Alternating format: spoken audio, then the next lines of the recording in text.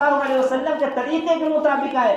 मुसलमान इस दुनिया के अंदर खाना कमाने के लिए नहीं आए, दुकानदारी करने के लिए नहीं आए, बेहयाई पे नाचने के लिए नहीं आए, ये बेगैरती का रिकॉर्ड बनाने के लिए नहीं आए। इस दुनिया के अंदर अल्लाह रब्बुल आलमीन ने दीन इस्लाम दिया था और बताया था, फरमाया था अल्लाह के रसूल सल्लल्लाहु अलैहि वसल्लम जब इस दुनिया से गए थे, बल्लिगु अन्नी वलो आया, कि मेरी तरफ से पहुंचाओ, सबको बताओ, जिन लोगों को नहीं पता उन तक ये दीन पहुंचाओ। ये हमारी जिम्मेदारी थी, उम्मत मोहम्मदिया की जिम्मेदारी थी।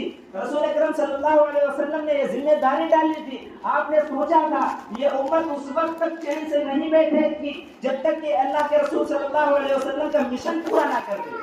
आपका मिशन क्या था? आपका मिशन क्या था? आपका मिशन यही था कि हर कच्चे और पक्के घर में इस्लाम दाखिल हो जाए। हमने कितनों को इस्लाम के बारे में बताया?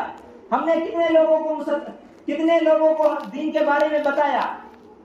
हमने कितने लोगों को नमाज के बारे में बताया? ये सिर्फ